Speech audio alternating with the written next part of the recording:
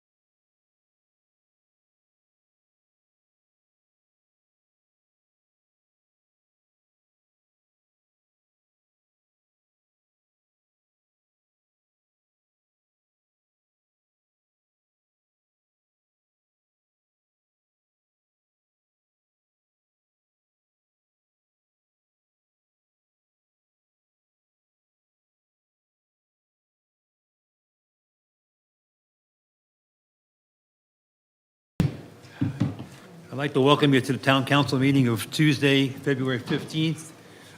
Christian, I'd like to call the meeting to order. In compliance with the Freedom, where is she? You in compliance with the Freedom of Information Act? Yes, sir, we are. Thank you very much. Could you call the roll, please? I certainly can. Mr. Brown? Here. Mr. Harkins? Here. Mr. Ames? Here. Mr.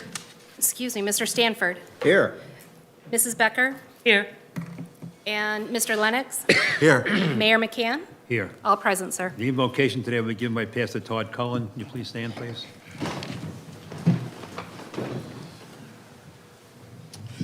Hey, would you join me as we pray together? And Mayor, thank you for inviting me to Town Council. Thank you. It is good to be back together in person. It really is. So would you join me in a word of prayer? Father God, we thank you for the beautiful place that we live. And God, I do thank you so much for gathering us back in person. And Father, I pray that you would just be with us today, God, as we do everything that we can to steward well this beautiful town, this beautiful community that you've given us.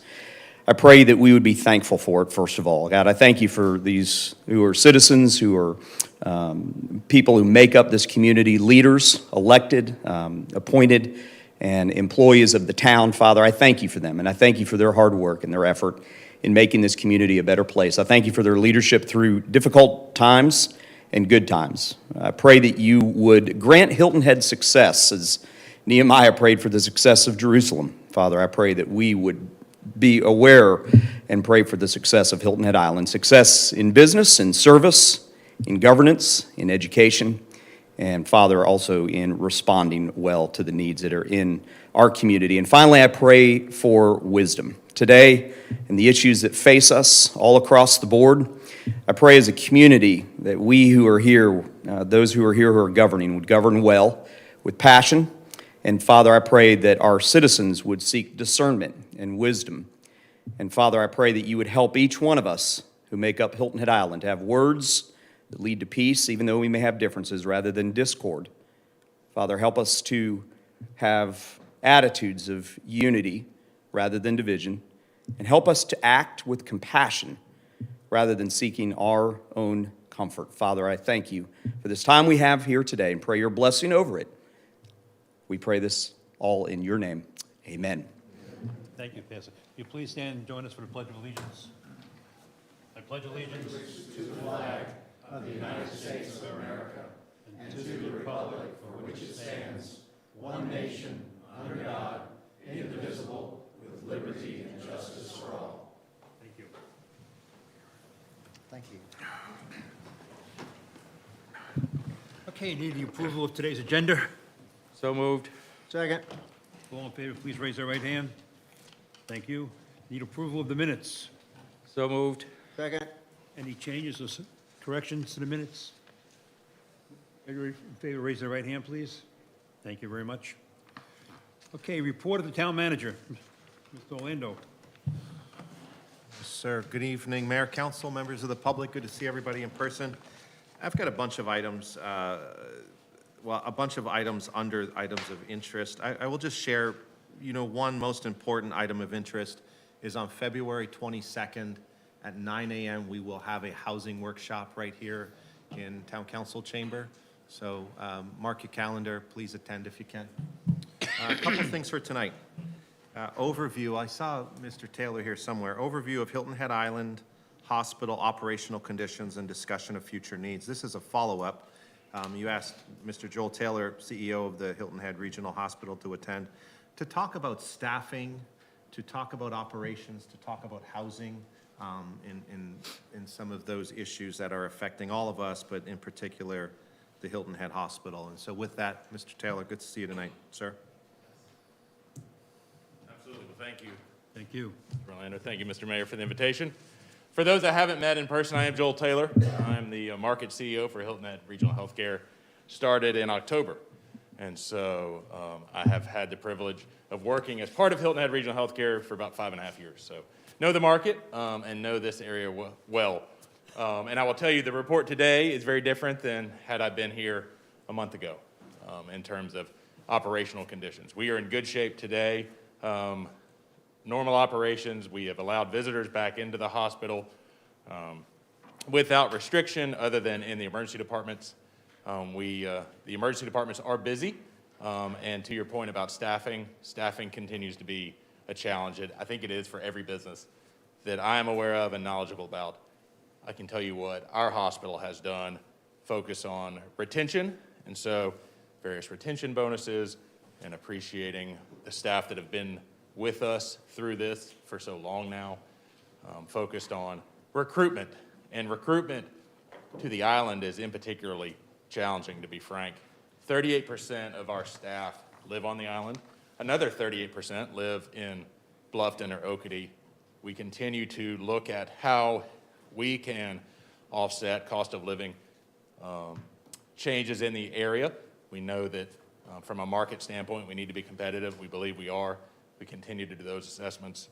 But I would tell you, every day, from housekeeping staff to imaging staff to nurses, we need more people. So anything this group is talking about from a housing standpoint or scholarships for people coming out of school, because we have USCB partnerships, Technical College of the Low Country, excuse me, has a couple of great programs we partner with, so we continue to work with them as well. I'm happy to answer any specific questions that may have arisen last month, but overall, we're in good shape, but we do need more staff. Joel, have you spoken with Bob Elliott about the nurse retention scholarship? Yes, I'm glad you asked. I have Bob placed a nurse at Hilton Head with their scholarship plans. This group, at least some portion of this group, I believe, talked with Bob and his organization that is funding scholarships to keep students that finish nursing school, in particular in Beaufort County. And so there is one individual at Hilton Head Hospital, and we were looking at how can we expand that organization's reach and how can we be a good partner with that. So yes. Good, good. Joel, appreciate your coming and giving us an update. If it's not proprietary, how many nurses do you have working at the hospital and how many live on the island? Oh, I don't know the breakdown on the island. I know that, as I said, from a collective standpoint, 38% of Hilton Head staff and Hilton Head Hospital employs just under 700 people. You mentioned affordable housing. That's why I asked the question. Yeah. We are trying to do something about that. I appreciate it. Yes. Can you give us your COVID hospitalizations at this point? Absolutely.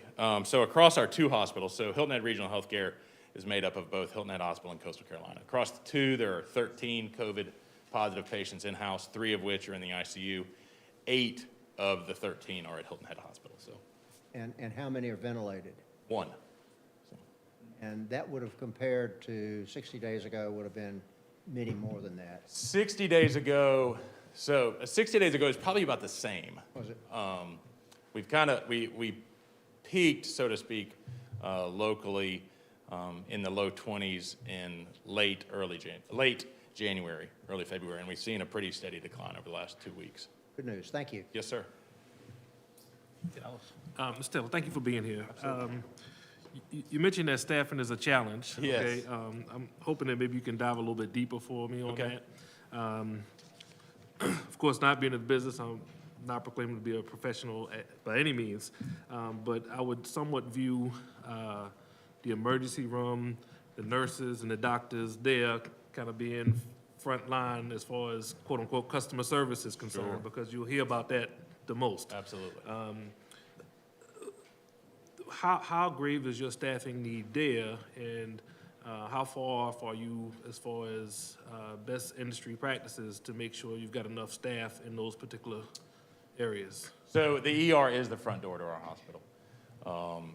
From a nursing standpoint, we are staffing consistently at our expected ratio, but not every day.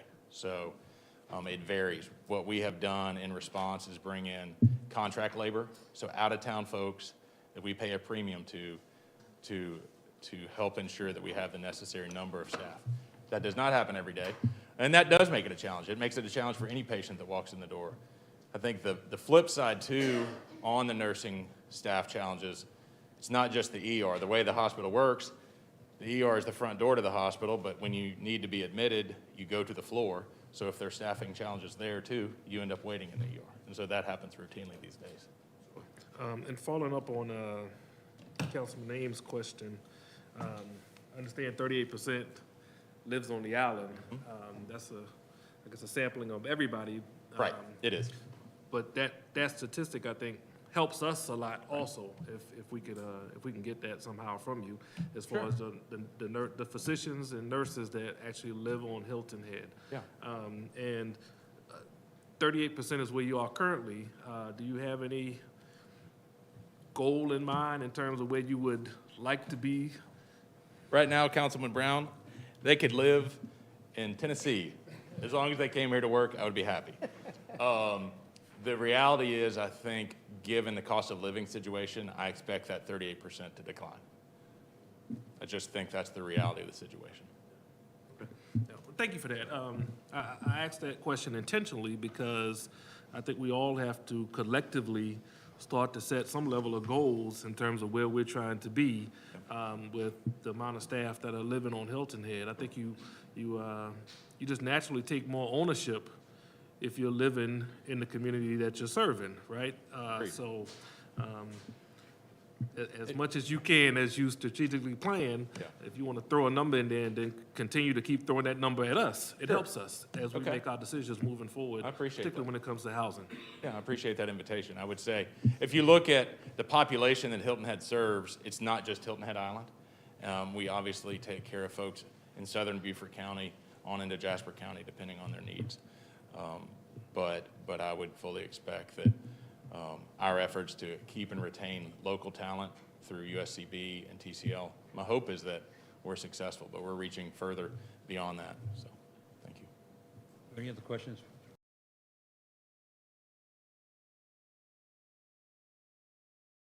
Thank you. Thank you, Joel. Next, presentation of a check. We always like checks, John. Whenever we see you, we get a check most of the time. Chris is working for the right person, because she likes to see big checks even, so. But this is about an expanding company in our community and on Hilton Head Island, so thank you. Thank you for being here. Thank you, John and Ashley, for putting all this together.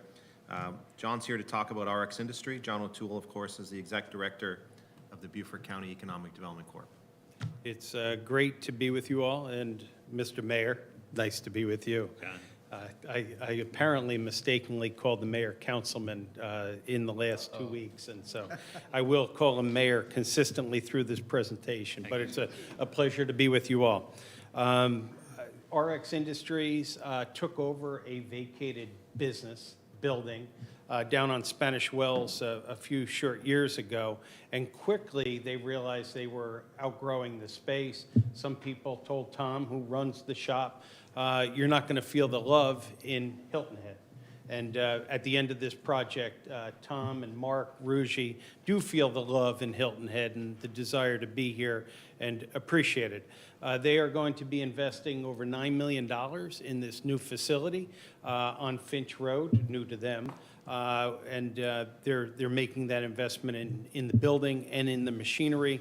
They'll have 13 jobs averaging $70,000. And we'll get back to Councilman Brown's questions about percentage from here and there and so on.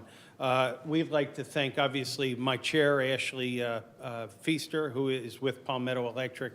I think she and Burl were here a short time ago with a check for the town.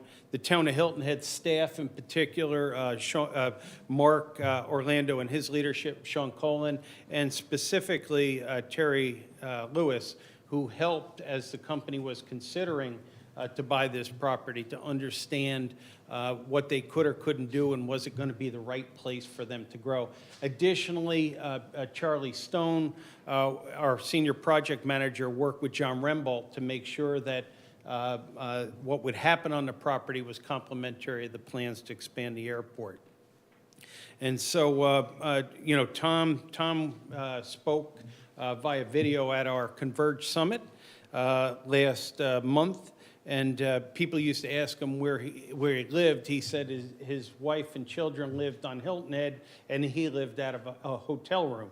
And so with the opportunity to invest in this business on Hilton Head, and just to give you an idea, and maybe Tom will have a chance, but one piece they were making, it was for a aerospace company, and it was the housing for cameras that will explore the moons of Jupiter, right planet? Yep.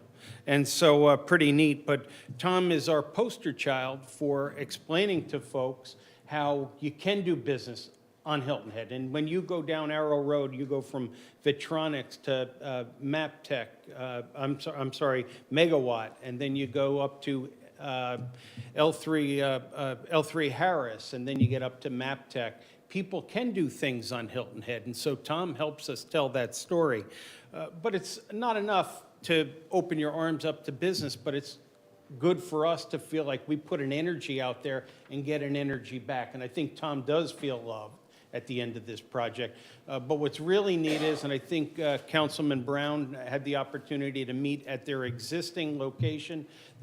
Charlie's working with LJ Bush on trying to get Hilton Head students who may not be on a college track in apprenticeship programs with the Apprenticeship Carolina program and Nicole Bentley, our partner there. So it's a niche kind of investment. $9 million is real serious money.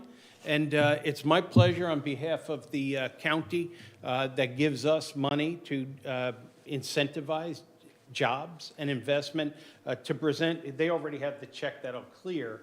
But if I could get a picture of the mayor with the Rugies accepting this check, if Mark and Tom, you'd come up and I'm sorry but you know, economic developers are a little corny with maybe near the American flag. The mayor or the councilman? The mayor, please, please. And Ashley, if you join them and we'll get some pictures, Charlie. Thank you, sorry, but I appreciate it.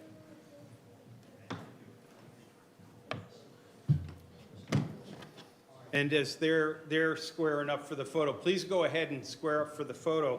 But Tom's experience was his dad used to service machine shops in Pennsylvania or Ohio. Which state is that, Tom? Kentucky. I'm from New York, so all you see is the arch in Missouri and then the Pacific Ocean. But Right. his dad used to take him around, and his joy, his appreciation, his love of manufacturing was born from those experiences of being in the shops in Kentucky, and he'd like to share that with Hilton Head students. So I think we not only have a company growing, but we have something adding to the fabric of community here on Hilton Head and in Beaufort County. Thank you. Thank you.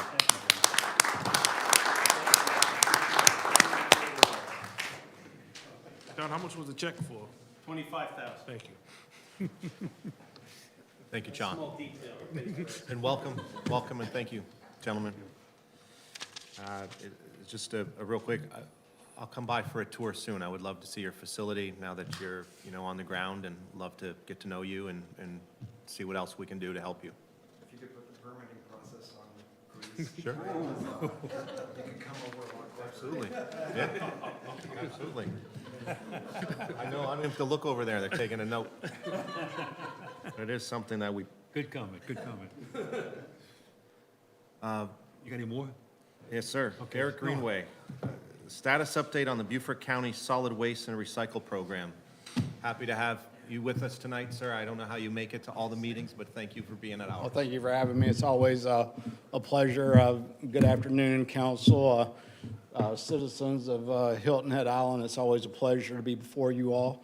I want to say two things before I get into my presentation about your current city manager and assistant city manager.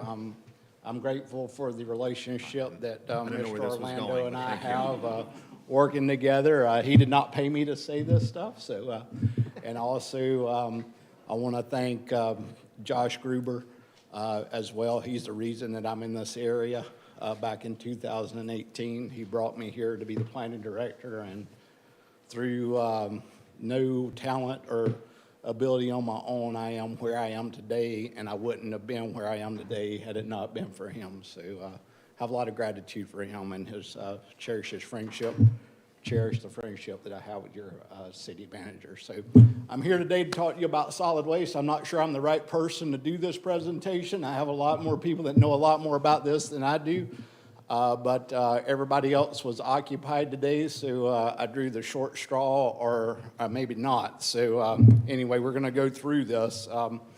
The state recycling goal for the state of South Carolina is for municipal solid waste to be at 40% recyclable area. In 2020, Beaufort County was at 18%. The state average for recycling across the state of South Carolina is at 25.5%. I'm going to give you all of these numbers, and then I'm going to tie all this in to where I'm headed. In 2020, Beaufort County collected 130,000 tons of solid waste in the county. 30,000 of those tons were recycled, so we're well below the state goal of 40% on recycling. It's very important for the county and the municipalities, in our opinion, at the county, to control the waste stream in the county due to the tremendous amount of cost that municipal solid waste is costing across the state. It's about $2.8 billion that it cost jurisdictions across the state last year to handle their solid waste in the state of South Carolina. So we are looking for facilities to be able to do that, and you're going to hear a term and an acronym called MRF. It's MRF, a Material Recovery Facility. We in Beaufort County are currently looking for locations to put 2 of those facilities in the county so that we can have a place for the waste to go there, to be sorted out into things that will go to the landfill and those things that can be recycled. So that's where we stand right now. The first step in that process is related to the presentation that you have before you on the screen there. We started a Decal program back in October 2020, and that was very controversial. And I will have to tell you, as county administrator, I initially was against that program because I thought it would detract or be a deterrent or harm the residents of the county. That has not proven to be the case.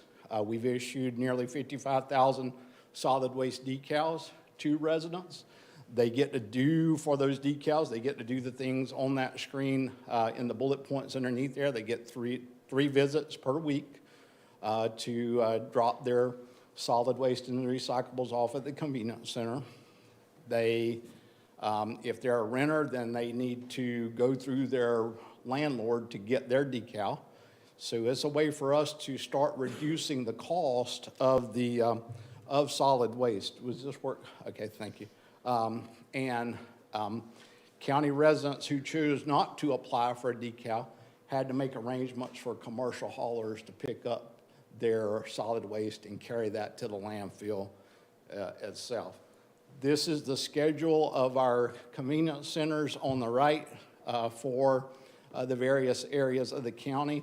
You'll see that Hilton Head at 26 Summit Drive is open Monday, Tuesday, Thursday, Friday, Saturday, and Sunday for residents to do their solid waste drop-off there if they do not have someone to pick up their solid waste. So, all right, let's see. This thing got a little quick on me there, sorry. So basically around the county, the following municipalities use the following entities to pick up their solid waste and recyclables. City of Beaufort uses Capital Waste, Town of Bluffton uses Waste Management. You all use the county centers and some curbside throughout your jurisdiction. Port Royal uses Waste Pro, but they have an RFP out for new haulers. And Yemassee uses S&S disposal. If you need, anyone that's in the room uses any of those, you can see the other two bullet points there about other companies and about calling those individuals for what they particularly recycle as a part of their program. But these are the big numbers here that I want to spend a majority of my time on. So this is from a communication that we had go out back in July of 2021. The program had been in play for about 6 months at that particular point. And you can see that in that 6-month period, we saved $290,000 for the taxpayers of the county. We implemented the Decal program fully on November 1 of 2021. And for January 2021 through June, the county saw a 30% drop in volume at the convenience centers, and 1,500 fewer containers were pulled from the centers. The decline in illegal dumping produced a savings of $290,000 compared to the same time period in 2020. So what happened was exactly what my staff, who are a lot more educated on these things than I was at the time, and what their theory was proved out to be accurate. A lot of commercial haulers, instead of hauling their solid waste to the landfill, were hauling their solid waste to our convenience centers and using our convenience centers for us to pay the bill at the landfill. So when we implemented the Decal program, our volumes went down, our costs went down, but at the same time, the commercial hauler materials and the tonnages that they were carrying to the landfill in Jasper went up, and their cost to the landfill, of course, went up. So that's exactly what we were wanting to do, is make sure that those folks that were charging residents to haul the materials to the landfill were paying the landfill to haul those materials there, and the counties and municipalities would see a reduction in the cost to us. So that proved out to be the case of about $300,000. Beaufort County also saw a 6% decrease in disposal costs, counting as a savings of $160,000, and so that's not 290, it's 160 of what we saved to the landfill at Ridgeland instead of the 290. But as you can see, it worked out well. It's working out well. We now get calls from other jurisdictions from across the nation wanting to know about our Decal program, how it works, how we went about implementing it, and what these cost savings are to those jurisdictions. I'm excited to work with you all. I understand talked to Mr. Buckaloo and folks here earlier about continuing this discussion on gaining control of the waste stream. So we're excited to continue to do that with you all. and see if we can get on top of the cost for solid waste. And I will put in a plug for recycling. Recycle as much as you can. For those of you in the room, we all know what we can do to recycle. You know, reuse as much as you can. Donate stuff. Don't throw it away in the landfill. If you've got furniture, clothes, or things like that are usable, you know, take those and donate them. And also on our website, you can, if you're into it, I compost a lot of my own material at my house. We sell compost containers through the solid waste department at the county for $50. So if you're interested in that, just get on the website there and purchase one of those and do that. So anyway, that's all I have, unless you all have any other questions for me. Are there any questions? David? Mr. Greenway, I appreciate your bringing up the recycling at the individual level. For years, I've heard from constituents that their recycling program that they were paying for was actually going to the general dump and not being recycled. I've called Waste Management in Dallas to try to get an answer. I have been unsuccessful. Can I ask the county to confirm for our citizens that in fact, when we're paying a surcharge for recycling, it's actually being recycled? So, all right, so there's two answers to that question. As far as what we do from a recycling situation, it's going in the appropriate truck and the appropriate bins to get done. What the end user does with that product whenever we take it to them, we have no way of verifying that. You know, it used to be that recyclables were a revenue generator for waste haulers and things like that. That trend has shifted in the last few years, where many times they're having to pay to get rid of that stuff. So if they're having to pay to get rid of it, then I would suspect, and I don't know this, but I can get you an answer to confirm my suspicion, is that they're probably just putting some of that stuff in the landfill to minimize their need to pay for it. Yeah, our constituents are paying that premium, and if they choose to do it and it's not going into the dump as it should be. Mayor, I'd request that the town of Hilton had write letters to that group of contractors and ask them to confirm that it's actually going into a recycling program. Yeah, I'll coordinate that with the town manager, yes.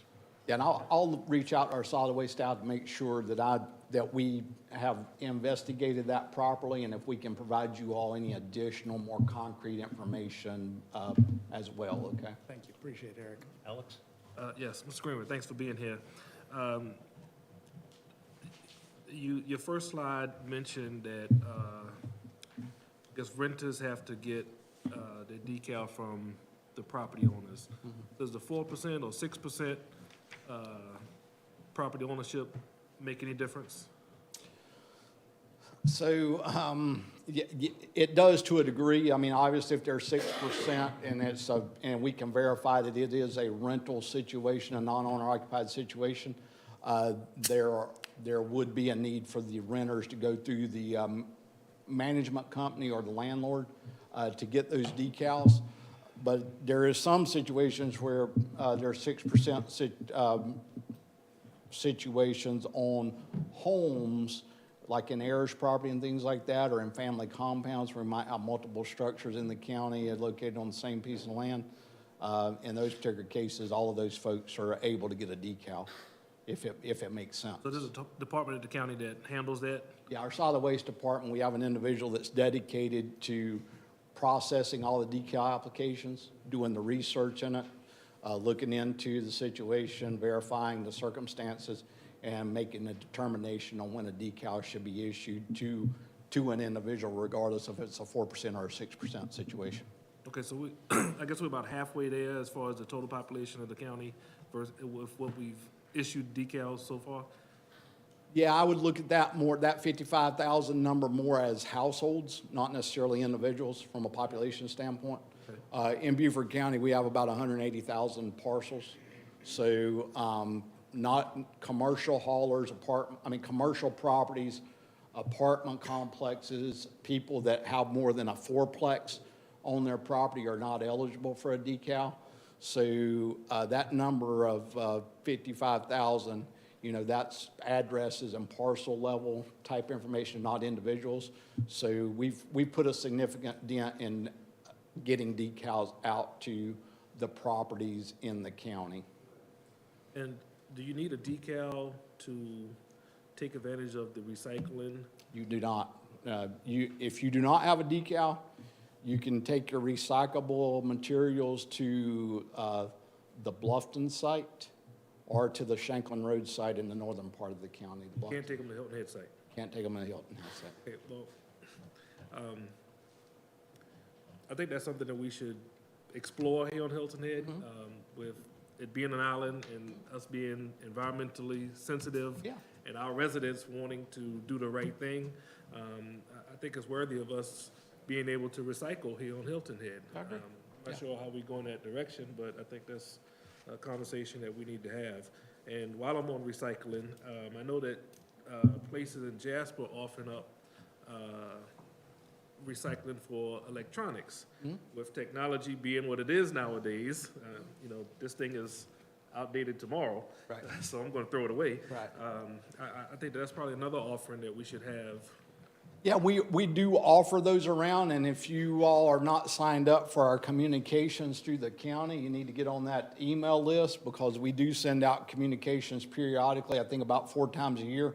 We offer electronics recycling events at various locations through the county. I'll check into the details and get Mr. Orlando some details about where we do those and make sure that we are offering those electronic recycling programs here on the island as well. And I'll go ahead and I was check going a into little further. I know that you do them periodically. Right. But Jasper has a bin Yeah. on a daily basis where you can offer electronics. And again, with the demand Right. of electronics and how often it changes, maybe that's something we can offer on site also. Yeah, I'll look into that. I mean, there's some jurisdictions that do that. But, you know, usually what you find is they have a hard time getting rid of those materials regularly. So the things just overflow, and all the computers and TVs that get dropped off just spill out of the containers into the open area and things like that. So I'll look into that to make sure we're managing that effectively and efficiently as possible. Tammy, Glenn? One of the major issues that we're facing in this whole region is that the dump in Jasper County is about at capacity.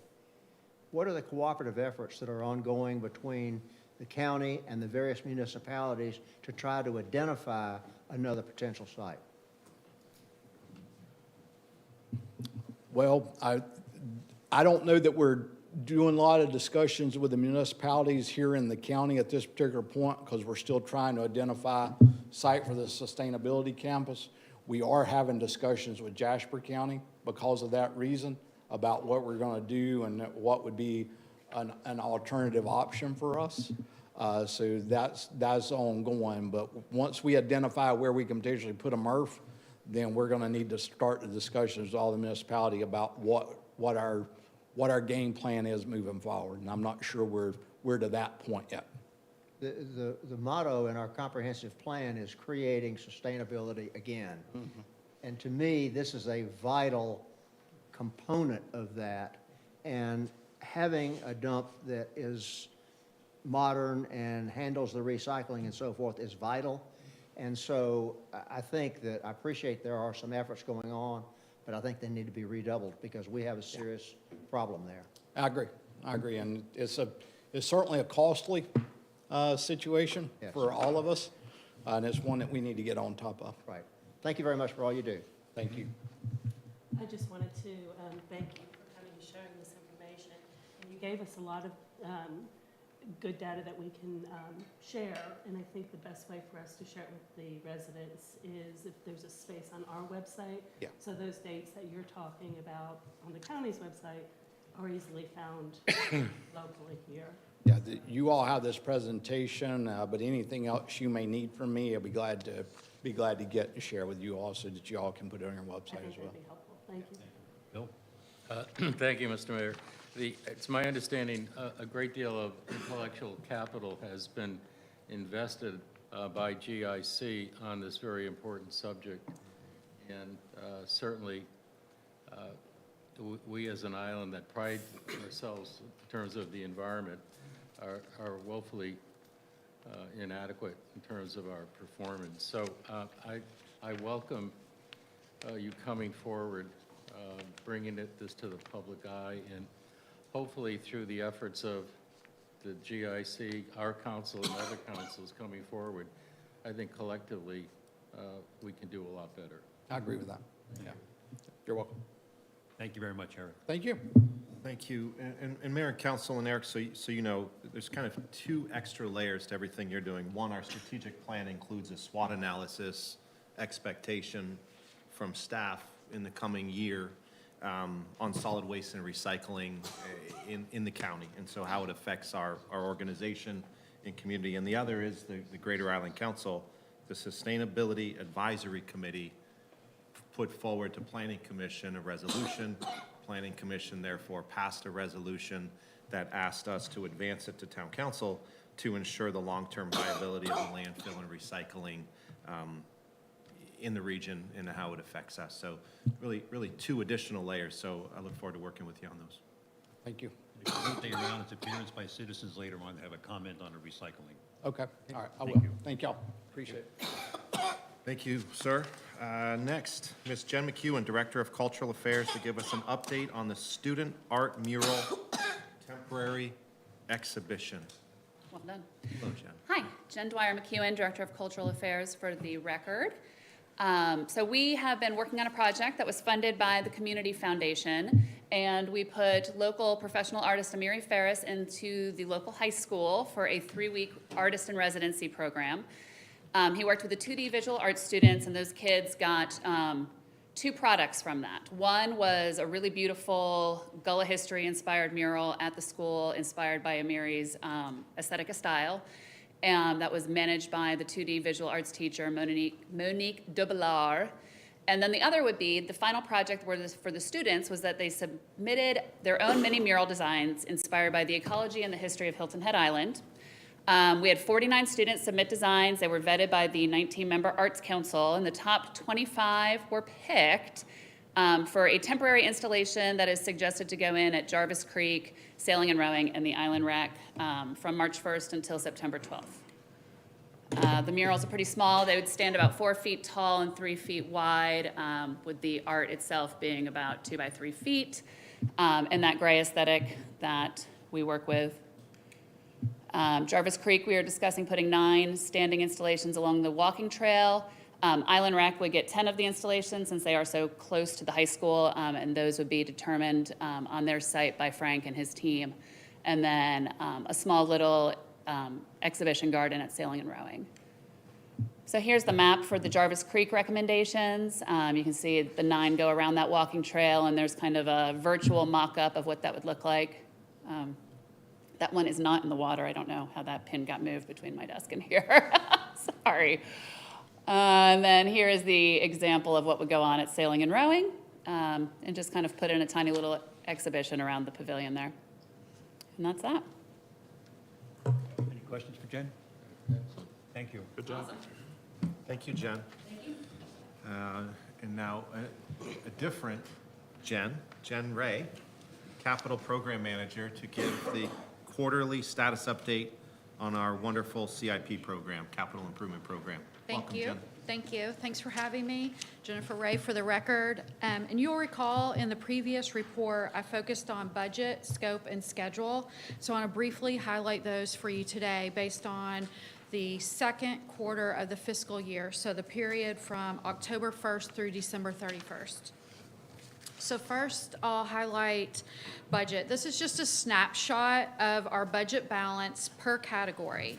It includes what we have expended, which means we've spent that, we've cut a check for that, or we've encumbered, which means we've committed to spend that money. We've committed or expended about $10 million so far, so that's quite a significant progress over quarter one, where we were about $2.5 million through our budget. Here's just another chart that shows the comparison of the total budget to the budget balance. And I'll call your attention to one here, pathways, the second one from the right. The bar on the left, the tall bar, is the approved budget, and you can see that by the end of Q2, that bar is much smaller. So we have committed or expended a significant portion of that project's budget. The next item is scope, and in this example, you can see that we're making progress also against the scope of the projects. Each project manager reports on their percent complete, is how we measure the progress on a project. And in this chart, we combined each project in its category and compared fiscal Q1 to Q2 of the fiscal year. So as the bar gets taller, that means more of the projects are being completed. So again, if you look at pathways as an example, you can see it went from 6% complete through the end of the first quarter to 19% at the end of the second quarter. So significant progress starting to be made within our capital program. The third component is the schedule, and this I know is hard to read on the screen, but is in your packets and on the website, and it's just trying to show you that we've looked at the schedule for all the projects combined. What this is nice to see is when things are starting and then the duration. And I'll call out a few projects here that we just started in that quarter. We're making, I mentioned, a lot of progress on pathways, Shelter Cove Lane, Woodhaven Drive, and William Hilton Parkway. Pathways are all in some phase of surveying or design. Islanders Beach Park, we have both construction going on with the pavilion, the overlook pavilion that started this quarter, and then planning and surveying for larger improvements there. And then starting in Q3, which is where we actually are right now, just you can see a list there. These aren't all the projects, just some select ones. The corridor studies, so we've engaged with MKSK to continue the great work that they did on the Gateway Corridor and start looking at the rest of the corridors on the island. Next quarter, when I'm back again, I'll highlight some projects that'll be finished, so it'll be nice to see some photos. Before I close out, just a reminder, on our CIP dashboard on the town's webpage, you can see lots of project details. You can see the status of each project, who the project manager is, provide information or ideas on our projects. Those have been updated on a quarterly basis. In FY22 Q3, we're going to also be updating on a monthly basis with an Airtable. So much like you've gotten familiar with for the strategic action plan, the Airtable, we're going to do the same thing with capital projects. So you'll be able to see those updates on a monthly basis as well. That concludes my update. I know it was brief, but you've got a big agenda, so I don't want to take a lot of your time. I want to thank you for your continued support of our capital program and your confidence in our team. And just give a big shout out to our project managers, both in the capital projects team and then across the organization. They are putting in a lot of time and effort to do really good work for our community based on what you all approved in the budget. And I see that continuing through the next 2 quarters and then into FY23. Alex? Yeah, thank you. Welcome. My computer skills are limited. Okay. But I tried to get a little bit more detail on that dashboard. Yes, sir. And I had trouble toggling back and forth. For instance, as I went into the parks, it gave me a list of parks. And when I clicked one park, I couldn't get back to click the other parks. But that could just be me, but if somebody could verify that I'm an idiot, that'd be great. The other thing, at your next presentation, if you could give us a little bit more detail as to where we are on the Patterson Park. That's Okay. the one that I keep getting phone calls about. Okay. Thank you. Any other questions down here? I just have a comment. Yes, sir. Jenn, we sincerely appreciate the hard work that you and your team are putting into managing this enormous CIP budget that we have put on you. We're going to see a lot of progress and a lot of improvement in the committee, in the community, and so thank you for all your hard work. Welcome. Thank you. Appreciate that. Thank you very much. Thank you. Jenn, thank you. You can't get away without me saying thank you too, to you and your amazing team. And really, it's beyond just the CIP project managers. It's the team. It's Sean very involved and a whole bunch of others very involved. Great, absolutely. Aaron and Jeff. Great CIPs take about 2 years to really see, right? We think about it and plan it and talk about it, and what I really want to recognize is that Jenn built with some really great IT help and other team members, that you completely rebuilt the way we communicate our CIP. And so the takeaway perhaps to the public that's here is we're not so much just talking about the path or the soccer field or whatnot. Jen's talking about status and how we're using our money and when we're using the money and how we communicate that. So thank you. Thank you. Mayor McCann, that concludes my report this evening. Okay, thank you. Before we go into reports by council members, on behalf of the council and myself, we're thrilled to be back. We work better together when we're together, and we work better with the community when we're with the community. So we're glad to be back, and you'll see us from now on. The other thing is that John O'Toole made his presentation today, but he forgot to recognize Charlie with him. Charlie does most of the work. Charlie, welcome. Okay. And I want to say, today I did an interview, I was probably being interviewed, with Tom Bonwell Jr. It was great. I mean, it was just, we ran out of time. We passed by the half-hour mark, and we ran out of time. And Mr. Bonwell, it's a pleasure having you here. It's going to be on a county channel on February 24th, so I suggest everybody look at it. It's really, really, really worthwhile. And I thank you, Tom. Reports by general reports by council. I have one. General reports by council members. Yes. Thank you, Mr. Mayor. I would just like to publicly acknowledge the, what I think has been fantastic work led by Josh and other key staff in terms of managing and playing with the complex data on redistricting. I think in very short order, they have mastered a vehicle that to me is complex, and they translate it in a very simple way. So a tool I think that is going to be very helpful to our colleagues here and to the public. So thank you. Any other general reports? David and I have, he was up first. Mayor, Mayor? David? I have a public announcement and a suggestion for council.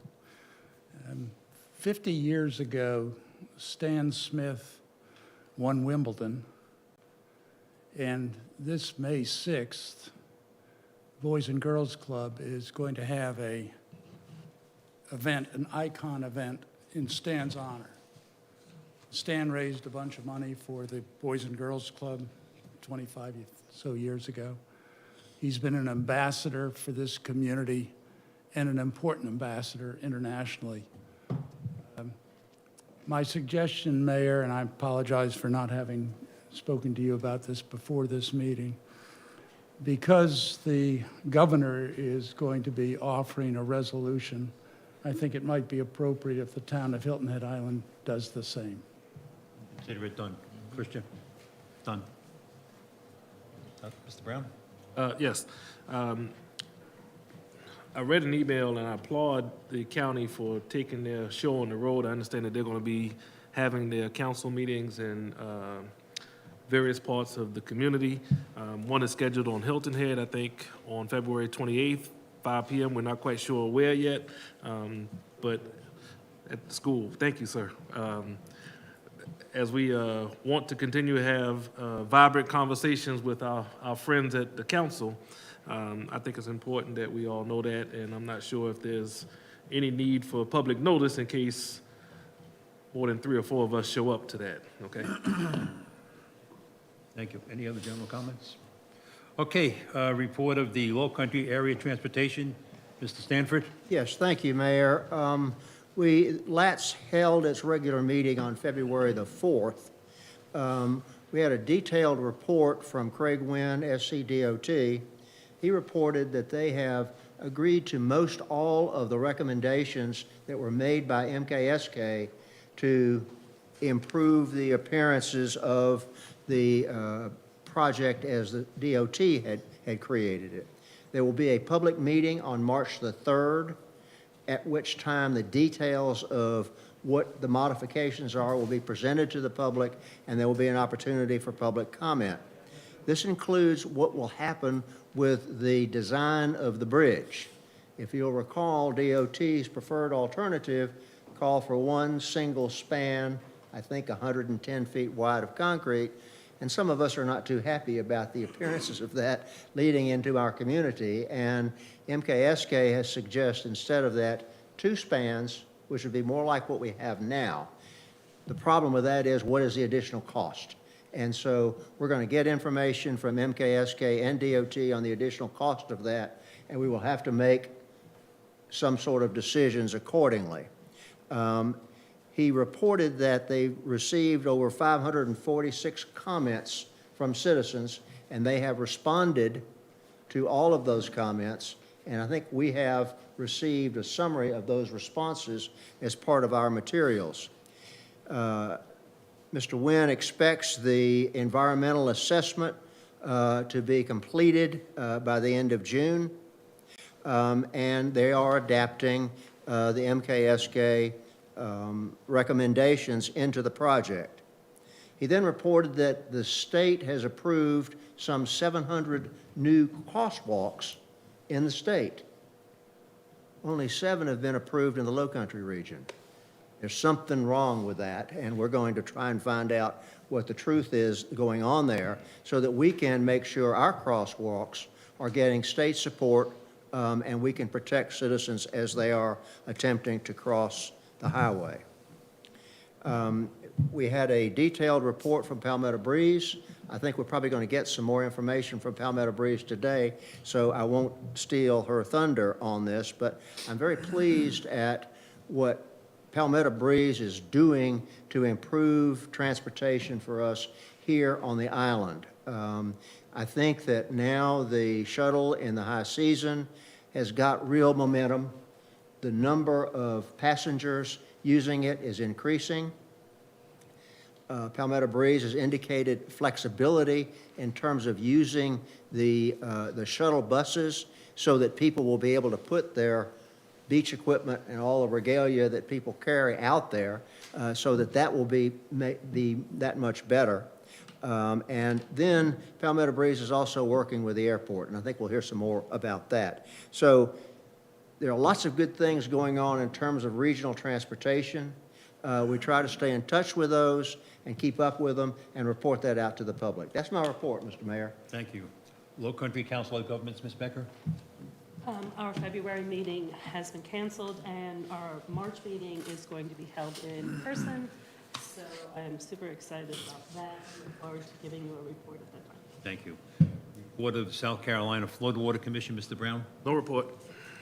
Report of the Low Country Regional Board, Mr. Lennox? Thank you, John. Soloco met on January 25th with 2 agenda items. The first was an update on the Regional Housing Trust Fund done by Eric Greenway, and we are soon approaching the point where the town of Hilton Head Island will have to make a decision on its participation and support of that effort. Eric then introduced Tammy Hoy, who is the Director of Community Works Fund, as a possible collaborator with the Regional Housing Trust Fund.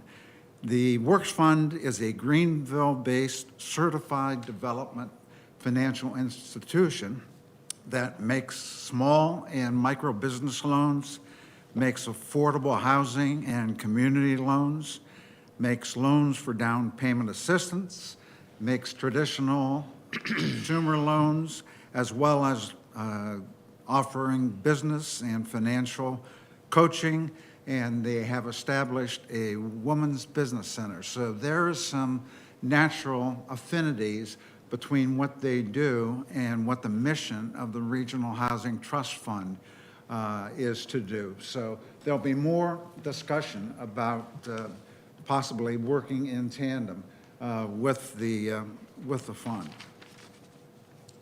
Thank you. Mr. Ames? No report. Mr. Hawkins? Thank you, Mr. Mayor. In our recent Community Services and Public Safety Committee meeting, we had a good educational opportunity from members of GIC relative to Eric Greenway's presentation earlier today. The sense was much needs to be done, much should be done, and we didn't come up with any specific direction other than we know it's in the good hands of our town manager. He's aware of the situation and is going to be moving forward in that direction. And I'll yield the rest of my time on that subject to Peter Christian, who's going to be speaking, so I understand, on that subject in terms of appearance by citizens. At our next meeting, we'll be reviewing candidates for different positions, so more on that later. And in terms of work product, it's reflected in 2 items coming forward here on the agenda, namely 11A and 12B. That's my report, sir. Thank you. Public Planning Committee, Mr. Ames. Thank you, Mayor. The Public Planning Committee met on January 27th, received an update on short-term rentals. After a series of very successful webinars that had over 500 residents participating. Secondly, it received an update on beach parking master plan and also discussed the Islander Beach Park and recommended passing on to Town Council its thoughts on passes, fees, and eliminating or prohibiting shuttles at Islanders Beach Park. And then lastly, discussed once again the proposed ordinance for e-bikes. Thank you, Mayor. Thank you. Mr. Lennox, F&A.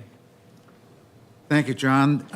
FNA held 2 of 4 workshops on redistricting. The first was on February 3rd, and the second was on February 4th. There were a total of about 40 people in those 2 workshops. The next workshop is tomorrow at 10 in the morning here in council chambers, and the last workshop will be Tuesday, February 22nd at 2 p.m. at the Island Rec Center. The F&A committee also had their regular meeting this morning at 10 o'clock with 2 agenda items. The first was an update on the Community Foundation of the Low Country as it pertains to the grant application and award process of the ARP funds that the town received for the year 2021. There was an allocation to the foundation of $500,000, and approximately $350,000 was awarded to the applicants in the first round of applications. And the second item was an update on town finances through January of 2022. And the good news is the bills are paid and the lights are on. Thank you, Tom. Appearance by citizens. I would like to remind our citizens of the town's rules and procedures for public comment. Once your name has been called, please state your name for the record. Each citizen has 3 minutes to address the town council. At the end of the 3 minutes, you are asked to conclude your comment. Citizens are asked to maintain a decorum suitable for the meeting and refrain from using any profanity, abusive, or obscene language. Kristen, is there anybody that signed up today for appearance by citizen? Excuse me, yes, sir. The first to sign up today is Peter Christian. Peter?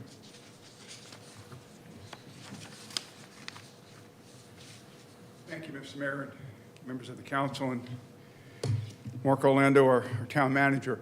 As you know, I wear a lot of hats, and today I am wearing the hat of the chair of the Sustainability Advisory Committee for the Greater Island Committee. Later on, I'm going to be wearing a different hat. Administrator Greenway gave you the large overview of the county in trash and recycling. I'm going to drill it down to Hilton Head Island a little bit. I've been working with Stu Rodman, and Stu and the committee that he serves on with the county council is looking at a sustainability campus somewhere south of the Broad. The exact location has not been picked out yet. The importance of that campus is it's going to reduce the traffic and the cost of trash and recycling to go over that bridge and come back. They wouldn't have to go all the way to Ridgeland to complete that cycle. One of the reasons why we left the trash and recycling business as a town was because it wasn't economically sustainable. And part of the reason for that was several-fold, but it was the trip that each truck had to take all the way over the bridge, all the way over to Ridgeland, and dump their load and then come back, wasting all that fuel. That sustainability campus will enable that trip to be much, much shorter. The other reason why that economic model failed is because currently the county pays the tipping fee for any trash at the landfill. If you dump recycling at the landfill, you are paid a fee. There is a disincentive presently at the landfill to recycle. And because of that, many folks felt as though they could not trust their local carrier to put that recycling in the recycling stream. And it ended up in the solid waste stream and in the landfill, which further degrades the longevity of the landfill. Those are important. Our convenience center, and I believe Administrator Greenway will bear me out, is the most popular and the most used in the county.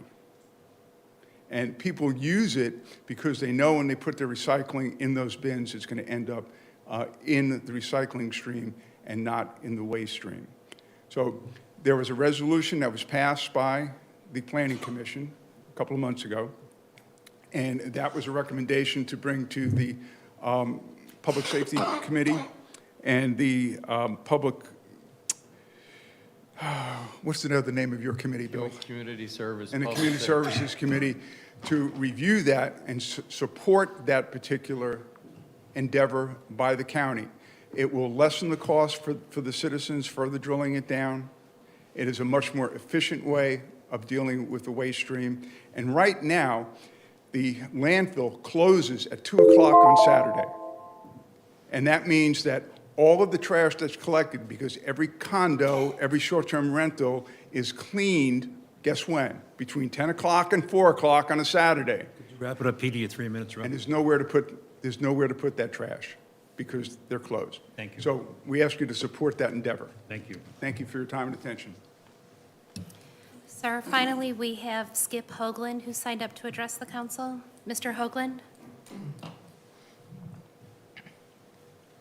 Afternoon. Skip Hoagland, Windmill Harbor. Mr. McCann, Mr. Lennox, your corruption increased during COVID, and I'm glad to be here live. First, Sheriff Tanner told you and other officials to stop your violation to those who address you under their free speech First Amendment rights. You cannot interrupt nor threaten them to be removed from their 3-minute speeches just because you don't like what they say, how they say it, using words found in the dictionary. If you do, you have broken the law, and you will be sued, like Mayor Solka is being sued for $50 million. Mr. McCann, you abused your position as mayor by using tax money to pay for $100 lunches, trips to Italy, Washington, D.C. that serve no meaningful purpose or proven returns to taxpayer funds. You even flew first class because you said you were used to flying this way as an executive.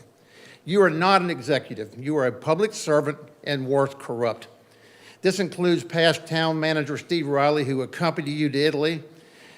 You are a local part-time small city mayor. You're not the governor. You now approve $200,000 salary and perks increase for new Baton Pass insider Mark Orlando from Bluffton, who also got caught illegally using taxpayers' funds. Governor McMaster's salary is $106,000. Mr. McCann, you, Lennox, and Orlando, lawyers Coltrane, Gruber, Bush, and highly dishonest Bluffton town lawyer Terry Finger have been caught committing fraud with the drafting of a 5-year chamber contract to allow the illegal use and issue of millions of tax funds by Bill Miles and the Hilton Head Chamber with zero accounting, no oversight, proven performance metrics, and returns to taxpayers. Mr. McCann, you and Lennox and Harkins all said you saw the chamber accounting, which was a lie and fraud. We desperately need an FBI investigation and forensic audit on all town records that CPA John Troyer and others control on how and where all taxpayers' funds have been used legally, illegally, criminally, and disappeared. You were all hired and elected and trusted to approve, spend, and guard our tax money like your own money. This is not funny money in the game of Monopoly. Mr. McCann, can you name one thing I have said wrong about your illegal issue and use of millions of tax funds of Bill Miles in this chamber? One thing. The recent town audit by Green Finney, called a positive external audit report, is fraud. This audit is nothing but a hired internal town audit by town insiders that only show the numbers they want us to see. Only a forensic audit will identify crimes committed by insiders. I called the audit firm, Green Finney, and they agreed with me. My allegations are correct, arrest would be the result. My 2022 focus as a citizen, as a critic, and somebody who cares as a retired man is going to be focused on forensic audits, chamber tax theft, and a $50 million lawsuit against the town of Hilton Head for illegal and criminal use of tax funds. I look forward to deposing all of you, and I look forward to this this year. Thank you so much. And there's the report that was fraudulent. It says Time is town up. receives Your time is up, Mr. positive. Hogan. Your time is up. Unfinished business? Mr. Mayor, may I ask a question of the town clerk? Yes, sir. Is this meeting being recorded? Yes, sir. This meeting's being recorded and broadcast live. May I have a transcript of Mr. Hoagland's comments? Yes, sir, you may. I'll have it to you Thank you. tomorrow. Thank you. No, you had your turn. You had your turn. You had your turn. He wasn't addressing. You had your turn. Unfinished business, second reading of proposed ordinance to amend Chapter 1 of Title 8 Beaches of the Municipal Code of the Town of Hilton Head Island, South Carolina, by amending Section 8:1-112 relating to the definition of a beach and providing severability and effective date. Move for approval. Second? Any discussion by members of the council? Any discussion by members of the public? With that, can I call the vote? Call the vote. Mr. Stanford? Yes. Mrs. Becker? Yes. Mr. Harkins? Yes. Mr. Brown? Support. Mr. Lennox? Yes. Mr. Ames? Yes. Mayor McCann? Yes. Motion carries, sir.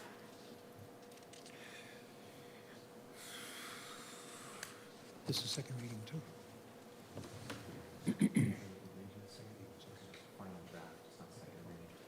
Just approval.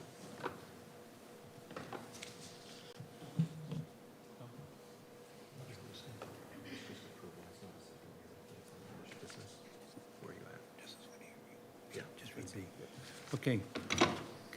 11B, consideration of a final draft of the affiliated agency application.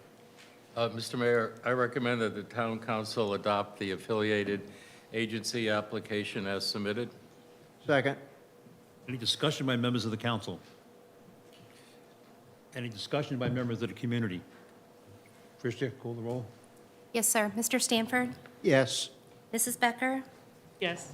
Mr. Harkins? Yes. Mr. Brown? Support. Mr. Lennox? Yes. Mr. Ames? Yes. Mayor McCann? Yes. Motion carries, sir. Thank you. New business, consideration and resolution dedicating the garden in honor of Sally Krebs for her service with the town of Hilton Head Island. Move to approve. Second? Are there any questions by members of the council what we're doing here? Is there any discussion by members of the community? Christian? Mr. Stanford? Yes. Mrs. Becker? Yes. Mr. Harkins? Yes. Mr. Brown? Support. Mr. Lennox? Yes. Mr. Ames? Yes. Mayor McCann? Yes. Motion carries, sir. Thank you. Consideration of resolution of the town council of Hilton Head Island, South Carolina, authorizing a town manager to enter into an agreement with the Hilton Head Plantation Owners Association to provide funding assistance for the maintenance and renourishment of Pine Island Beach. Move for approval. Second? Any discussion by members of the council? Just one question. Yep. Just wanted to confirm that this is a reimbursable agreement. Is that correct, Mr. Town Manager? I can answer that. Yes, absolutely. It's a reimbursable expense, and Hilton Head Plantation will follow the town's procurement code. Thank you. Any discussion by members of the community? Bring it back to the council. Krista? Mr. Stanford? Yes. Mrs. Becker? Yes. Mr. Harkins? Yes. Mr. Brown? Support. Mr. Lennox? Yes. Mr. Ames? Yes. Mayor McCann? Yes. Motion carries, sir. First reading, proposed ordinance 20-22-5 to amend the municipal code of the town of Hilton Head Island, South Carolina, Section 2-5-15 and 2-5-16 to provide the regular and special meeting and public hearings of the town council and town boards and commissions by electronic means, to amend Section 2580. The rules of decorum applied to this meeting, the bodies of the town of Hilton Head Island, and provide severability and effective date. Move for approval. Second? Any questions by members of the council? Any discussion? Any members, discussion by members of the citizens? No? Krishna? Mr. Stanford? Yes. Mrs. Becker? No. Mr. Harkins? Yes. Mr. Brown? Support. Mr. Lennox? Yes. Mr. Ames? Yes. Mayor McCann? Yes. Motion carries, sir. Mr. Gruber? You're up, sir.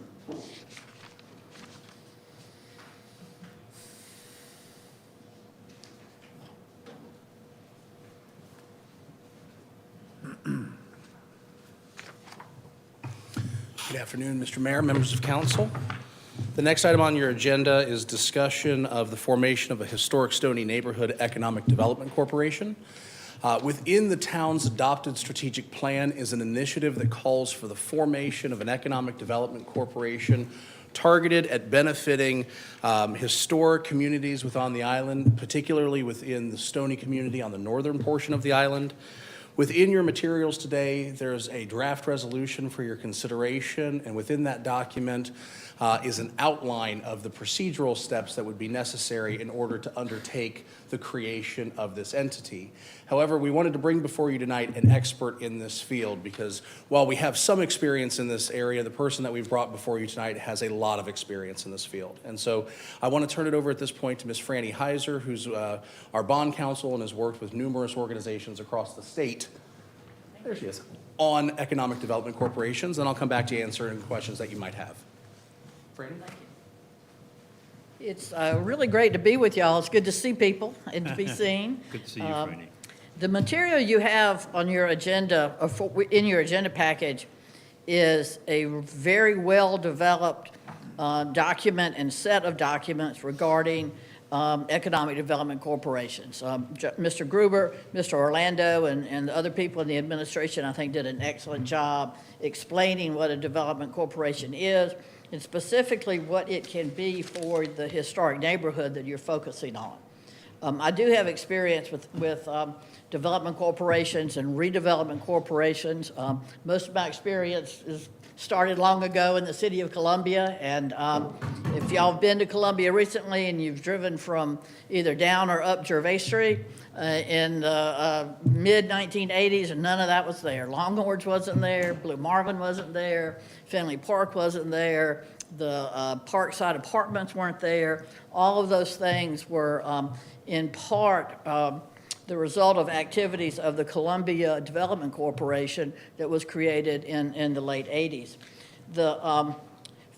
For a development corporation that's focusing on an historic neighborhood, I think that you would want that corporation to follow as its core activities the items on the memo.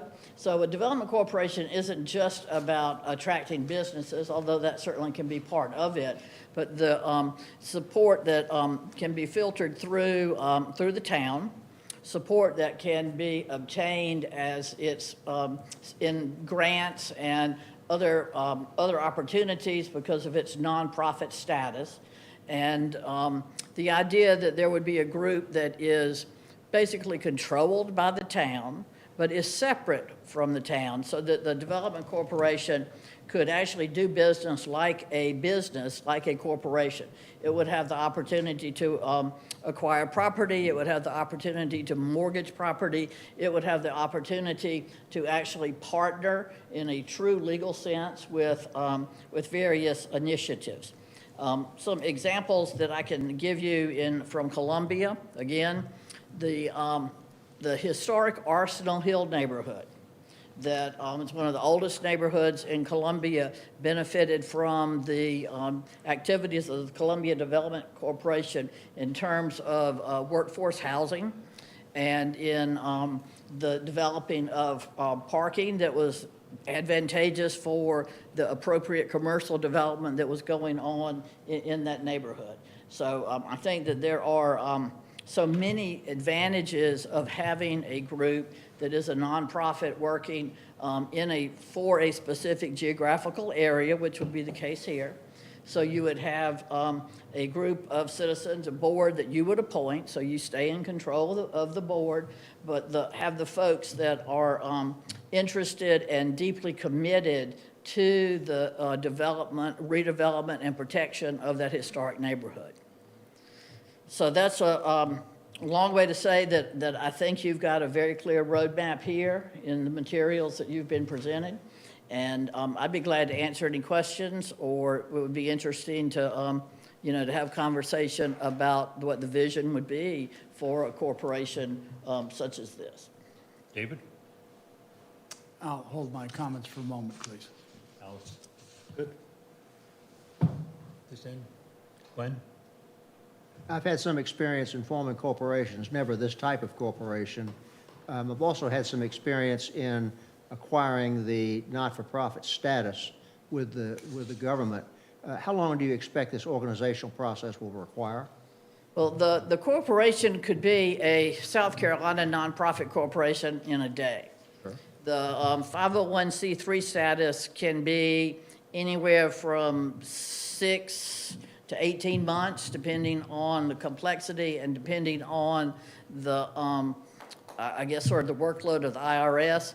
The corporation, in anticipation of receiving its 501c3 status, can conduct business in that vein even before it is officially recognized. So you would not have to wait for the official 501c3 to be awarded.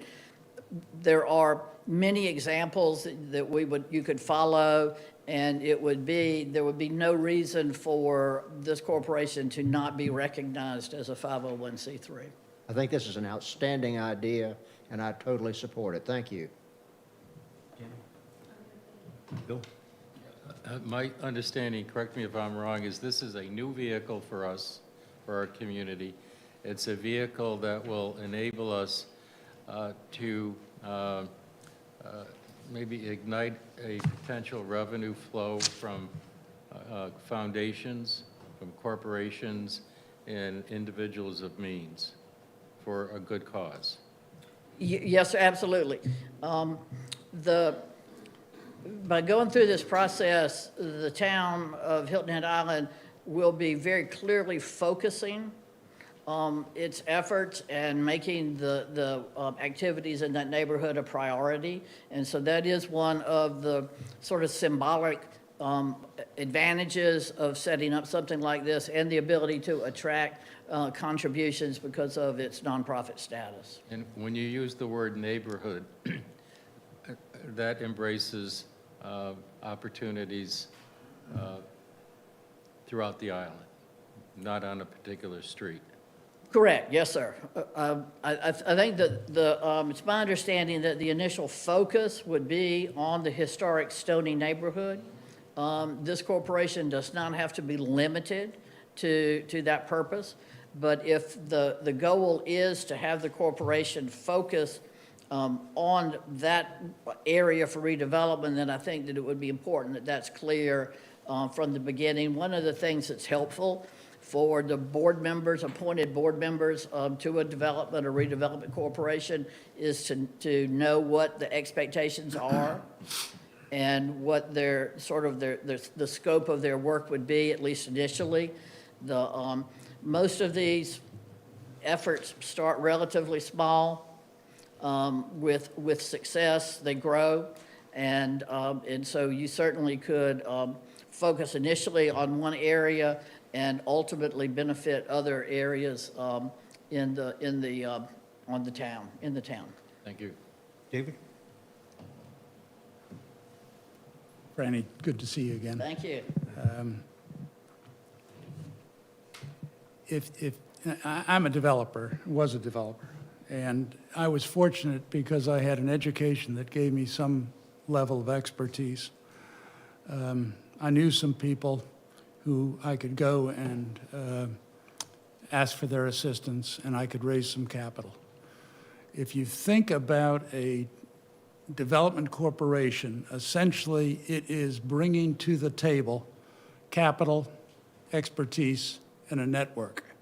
And so what we're really saying in forming this nonprofit corporation is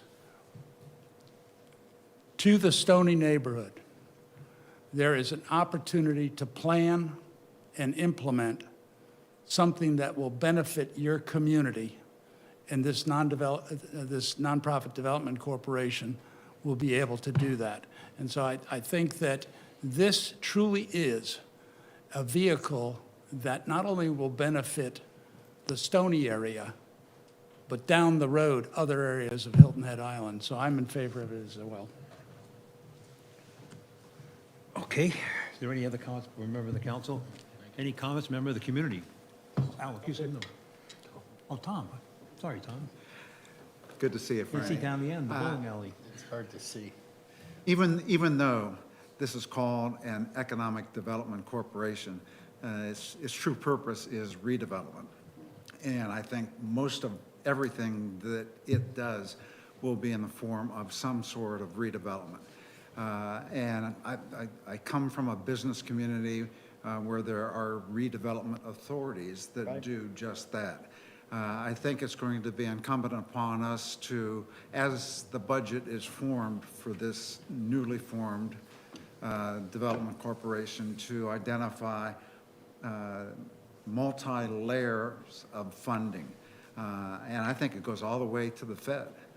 Fed, state, county, and local, and private entities and individuals. So I think there's a lot of work to be done, but I've seen it work, and it can work, and I believe it will work here. Yes, sir. Any discussion by members of the community? Chris, let's cover. Mr. Barnes. Mr. Barnwell, sir. My name is Thomas Barnwell Jr. You can stay where you are. Yes, sir. My question is, in regards to bonding, will this corporation be able to do or have requests for bonding independent of the town? No, sir. For local governments to borrow money, there are very limited ways local governments can borrow money, and the development corporation, no development corporation would have access to that type of legal bonding authority.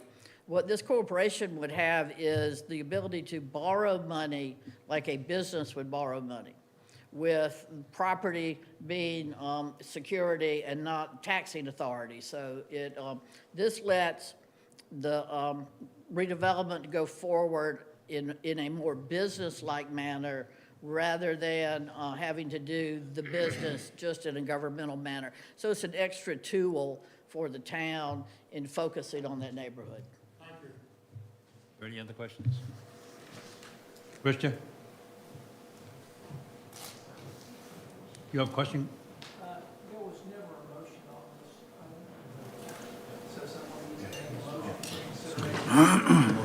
this. Yeah. I'd move that we proceed forward and approve this. Second. All in favor? Raise your right hand.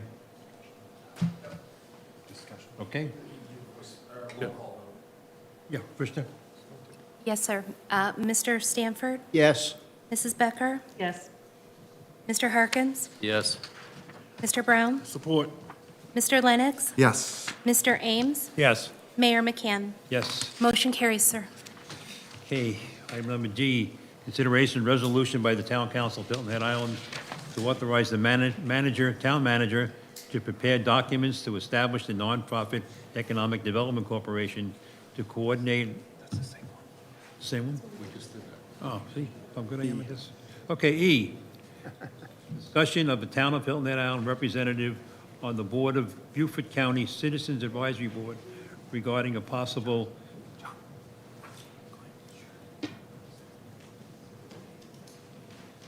Took me.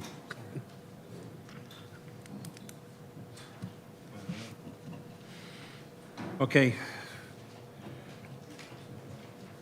Resolution of the Town of Hilton Head Island representation on the County Board Citizens Advisory Committee representing a possible 2022 sales tax. All right, I'll move for approval for discussion. Okay. Second. Okay. Discussion, Mr. Gruber? Yes, sir, Mr. Mayor, members of council. At the January 24th meeting of the Beaufort County Council, they adopted a resolution establishing a Citizens Advisory Committee. It's anticipated that the purpose of this committee would be to meet and discuss the terms that would ultimately be incorporated within a proposed transportation sales tax referendum that would be brought before the Beaufort County Council for consideration and adoption, and if adopted, ultimately placed on the ballot for the upcoming, I believe, November 2022 referendum. And so following the adoption of that resolution, the county reached out to the municipalities, as indicated in the materials that are in your backup, and asked that each municipality provide a representative to this body to support this effort. I would note, in addition to that, we received an email from the chairman of Beaufort County Council that requested that the appointment actually be made from a citizen on this committee. However, that is up to the discussion of this body as to who they would like to provide in terms of representation. Okay. Discussion by members of the council now. Mr. Mayor, through the mayor, may I ask you a question? Sure.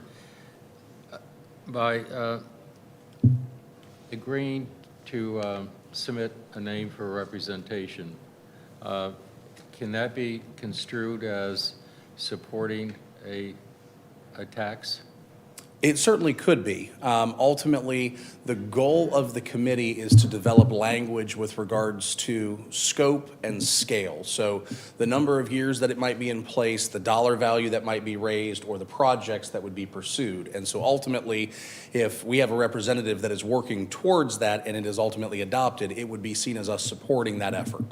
But isn't it true that if we don't put a representative there and the tax goes through, then we will not have our input into what's going to be covered under that tax? Absolutely. I certainly wouldn't want to speak for the county council, but it appears that they are going to consider this in some kind of substantial manner. And so we've been asked to participate if we choose to do so.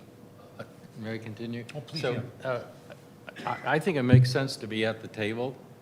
I think it makes sense to be in a position where your voice can be heard. But I wouldn't want it to be construed that by our presence, we are guaranteeing support. And I think by your actions here tonight and potentially additional actions that we could take as a body in the future, we could certainly publicly express that very sentiment. I don't know how anyone else feels about that, Mr. Mayor. Yep. Tammy?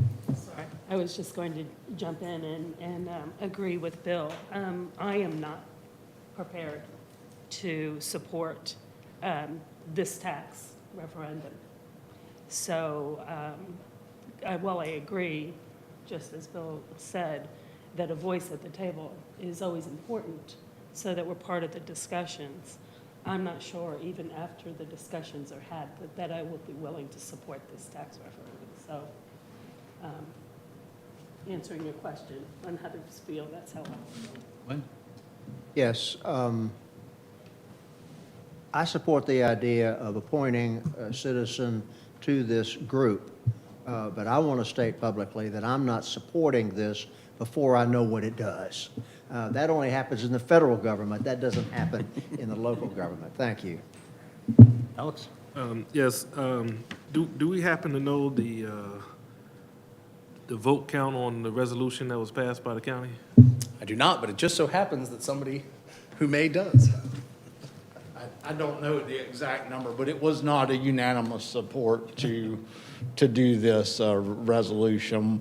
The intent of this is not to lock anybody in or any municipality into support of a sales tax referendum in November 2022. This is to start the discussion about the type of transportation needs that are throughout the county, including the municipalities.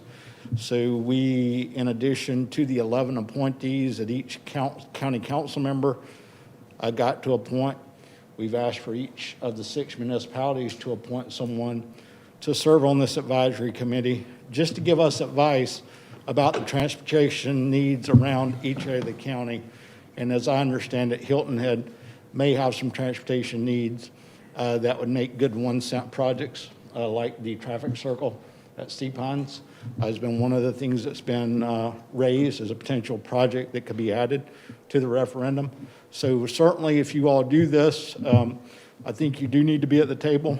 I want you to know from a county administration standpoint that by you all putting someone on the advisory committee, I would not take that as a voice of support for the referendum by this council. But I would like for you all to appoint someone, if you will, so that we can explore the possibilities to see if we can get a wide range of support all throughout the county for this referendum. Eric, if this passes, I would request that you alert your county council that we are agreeing to the appointment of a representative only, and we're not agreeing to any provisions of a referendum at this point. Yeah, well, I will do that. Yeah. Thank you. Do we have any official correspondence with the county as to the disciplines that they have? Well, some of the disciplines they have listed here, growth in our healthcare system needs to be addressed, growth in the educational system, I agree. But there are two here that I'm really struggling with. One is growth in tourism, and the other is growth in the hospitality sector. And at least not at my seat, I've not been involved in any correspondence saying that we actually want that on Hilton Head or need that on Hilton Head. So, you know, I'm having trouble, again, having someone sit at the table discussing items that we have not had the chance to agree or disagree are part of what we want to see happen, so. Thomas? I think it makes sense to engage in the process. I think your council leadership and the leadership that you've taken or assumed in this process makes a lot of sense. One of the reasons the loss failed was there was no clearly defined projects in it that the people could more fully understand. The process that you are engaging now does that and does it effectively. And for us to have a seat at the table assures us that we get the benefit of some of those projects on Hilton Head Island. So I think you're not looking for a commitment as it pertains to advocating for the transportation sales tax. You're looking for a commitment to insert someone into the preliminary process. And I would also say that as it pertains to a sales tax, Hilton Head Island residents usually pay 25% of that.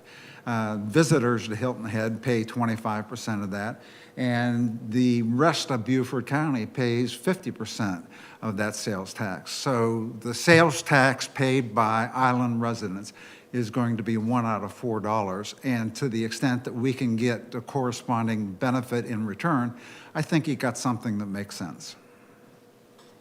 David? I don't have anything to add to the discussion at this time.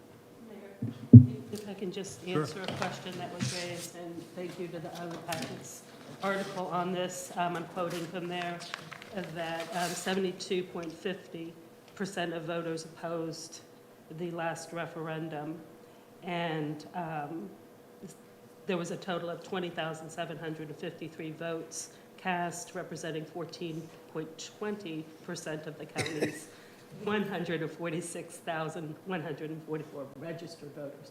Some don't recall at this point in the conversation who asked that question, but those are the statistics that are documented after that vote was taken. So, hope that helped. Eric, you could bring back the message that we will be appointing someone to sit on that committee. We are not happy with the items that are being discussed by that committee. We'd like those items to be reviewed before they're discussed by the committee.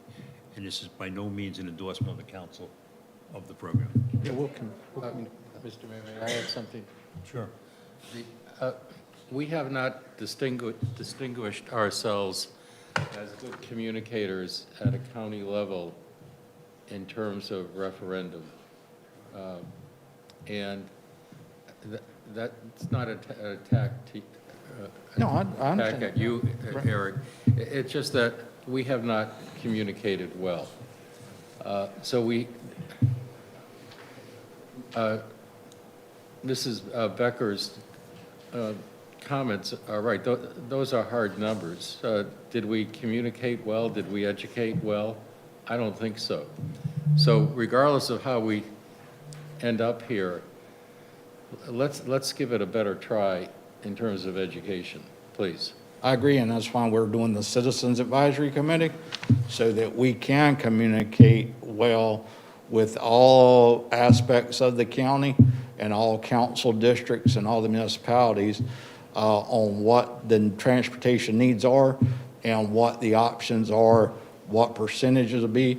You know, to your point about tourism, we're not, none of us are advocating necessarily that we do road projects or transportation projects that are going to increase tourism. But growth is coming. It's something that no one can do anything about. So if you're going to provide, you're going to have to provide the infrastructure. So the beauty of the 1 cent sales tax, and I have experience with 1 cent sales tax that go all the way back to 1995, whenever York County did their first one back there in Rock Hill and in York County. What you're doing whenever you have heavy tourism traffic is that you're taking the burden of improving those roads and that infrastructure off of your property taxpayers, the people that live here full-time or the people that own properties here and commercial properties here, because the transportation needs are going to have to be satisfied. So are you going to satisfy it on the backs of the people that have their businesses here and the residents here? Or are you going to allow the people that are coming here and vacationing here and visiting here help pay for that through paying an additional penny on the money that they spend while they're here and help them provide that infrastructure? That's the beauty of a 1 cent sales tax program in my mind. It takes the burden off of the taxpayers and the business owners. And Eric, that's the kind of education we all need. We certainly know we have a lot to do in terms of improving transportation. Do we need to? Yes. How is it going to be paid for? We don't know. So thanks for the effort. Thank you, and with no disrespect. No, right, I get that, yeah. I'm going to want to say publicly that I am not in favor of this, for the record, if we're not taking it. And the reasons why, in terms of education, we went through an education publicity, and we passed a 1 penny referendum for the 278 bridge. And now I'm not satisfied. And I can tell you that a significant number of people who live on Hilton Head Island, a large number, 7,500, 7,000, it's a big number, right? Are dissatisfied about that project. And I don't see the collaboration with Hilton Head and the county to make it any better as we're moving forward. And I'm bothered by that. And the residents of Hilton Head that I speak to are bothered by that. And I think that before I'm willing to suggest to any resident on this island that we contribute more money to more transportation projects, specifically when they're not identified and we haven't had an opportunity to discuss them, is way premature. And I would like to ask that we as a council take more control of the current issue that we have before us with regard to the project, but moreover, that we establish what it is that we want and we drive this rather than the county does, not or any future projects. And so, again. Yeah, if I can respond to that. Sure. Because I think the first part of that, I don't think you listened earlier to the report delivered by the gentleman sitting to your right. You know, with all due respect, I don't want to get into a back and forth here. However, I have read the responses that we received just yesterday, I believe, and I'm not satisfied with those answers either. So I'm happy to have this Well, discussion with you so you privately all- or separately. Yeah. But at this point, But you're, I'm not but see, willing I'm to not the debate kind of, this. I'm not the kind of person that lets somebody call me out publicly, I said all due and I don't respect, sir. provide a response to that publicly, okay? I don't want to get in a back and forth with you either, but you all hired a land use consultant that gave you all a set of recommendations. Your town manager and I met with the South Carolina DOT, and we went over those recommendations with them. You heard earlier this evening that many of those recommendations that were put forth had been accepted by the DOT and the county. There's other things that the county is committed to working with you all on. So I understand that you're not happy, but I would encourage you to couch that is in, we're not happy yet, because the process is going to get better and the design is going to get better, and we're still working on that.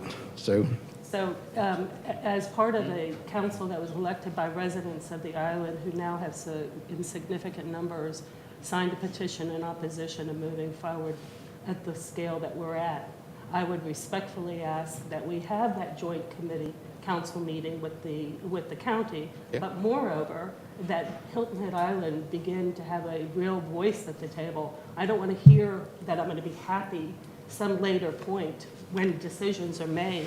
I represent this town of Hilton Head Island, and it's my responsibility that I'm happy as we're making that process through to that final conclusion, and not leave it to the county or the state to tell me how that's going to unfold in the future. we're happy to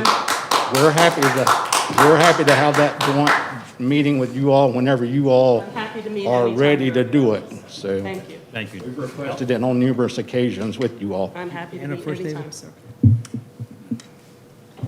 You did, go ahead. I recall in the 90s when Hilton Head population voters voted overwhelmingly in favor of referenda that took land out of the development pool. And so I would just sort of hypothetically say, are we approaching this the wrong way? Are we only paving over things, land use decisions, and the fact that we haven't invested in areas that perhaps we should have invested in earlier? But Alex? you don't have to answer. No, and I'm not looking for a response either, Mr. Greenway, but two things that I've heard tonight from my colleagues is, one is active and meaningful communication. And that's not just with the community, but us as elected officials with our colleagues on the county level.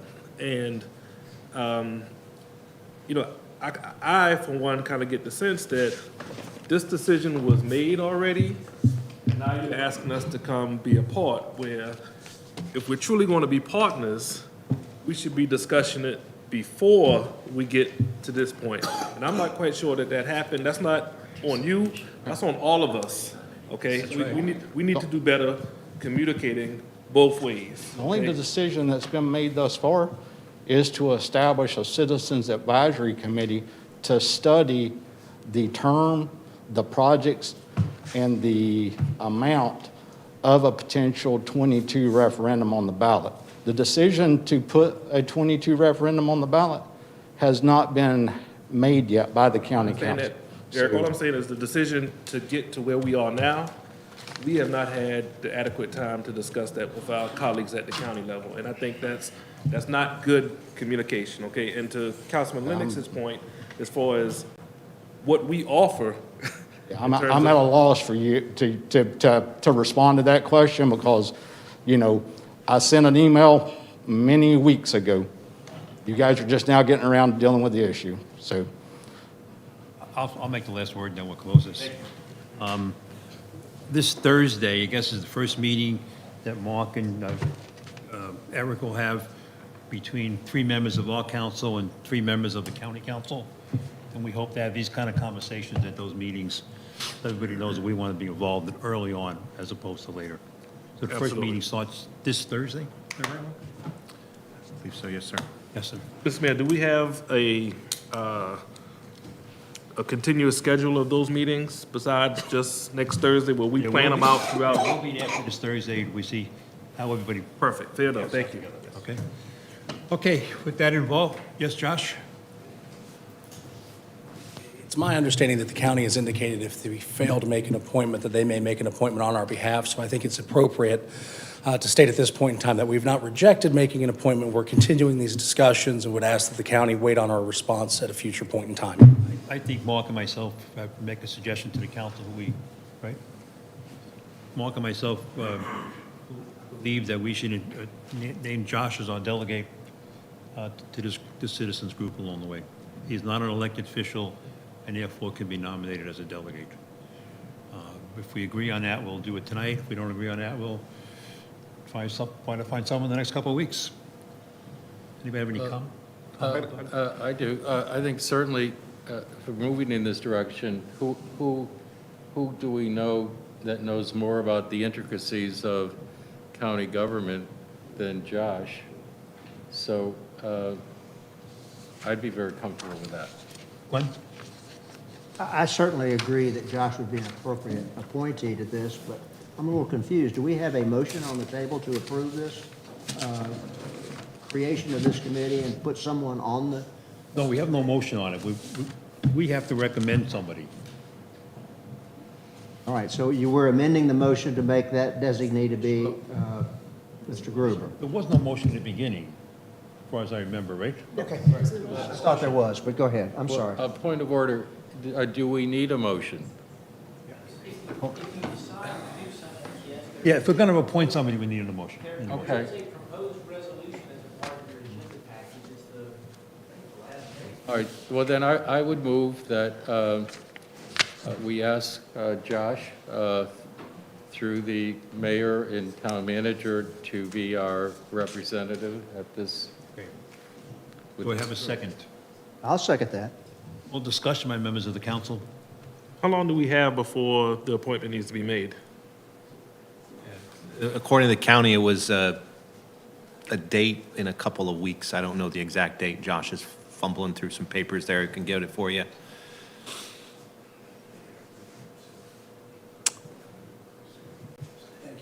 Josh's helper, Joe. I was going to say, I got to credit Joe, and that's my last comment came from Joe's assistance as well. When county council passed this resolution, at that point, they had requested that an appointment be made no later than February 11th. When was that passed? It was adopted, I think, on the 24th of January. Yeah, so. Yeah, January 24th is when it was adopted. I would tell you, based upon the comments that we've made tonight, I think we can transmit to the county the fact that we may be in the process of discussing an appointment, assuming that, nothing comes out of the meeting tonight, and then we would ask that we hold that position open until such time as an appointment is made. I would agree with that. Okay. Withdraw your motion. Well, I don't feel like withdrawing it. Okay, good.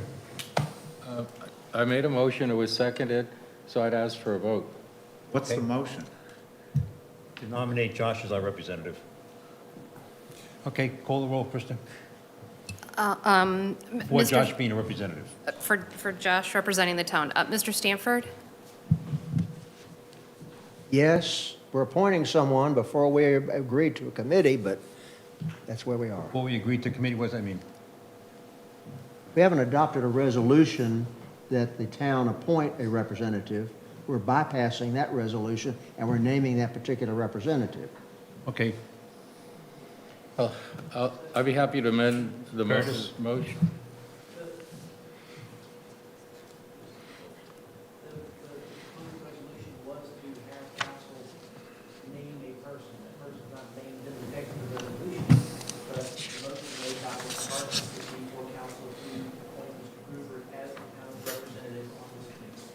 Understood. Understood, thank you. I'm just confused about the process we've gone through, but I do support Josh's appointment. Becker? With all due respect to Mr. Gruber, who I highly respect, kind of double using my words, but First of all, I think it probably should be, I realize town staff is also a viable appointee, but probably should be someone who also lives in Hilton Head. Be that as it may, I'm not prepared to support this motion, so no. Mr. Harkins? Yes. Mr. Brown? No disrespect to Mr. Gruber at all, but I'm opposed to this. Mr. Lennox? Let me say that we are not the deciding body on this issue. The voters are. Whether we support it or not doesn't matter. The voters are going to decide, not us as a council. And the county's going forward with this regardless of what we say here. So why wouldn't we, whether we support it or not, want somebody at the table? And why wouldn't we want somebody with the experience that a Josh Gruber has? So regardless of how we feel, we are not the deciding body on this referendum. The voters are. So I, for one, regardless of whether you're up, down, or sideways on it, want a seat at the table, and I want experience at the table, and that's why I think it's a good idea to have somebody like Josh Gruber represent us at that table. I support it. Mr. Ames? I'd like to be clear on something. Tom just said that he wants a seat at the table. By voting no at this time, we're not eliminating our seat at the table. We are only identifying our recommended person to be at the table. Is that correct? That's right, David. Okay, I vote no at this time. Mayor McCann? I vote yes. Motion carries 4-3, sir. Okay, can I have a motion to adjourn the meeting? So moved. Second. All in favor, raise your right hand. Thank you. Thank you.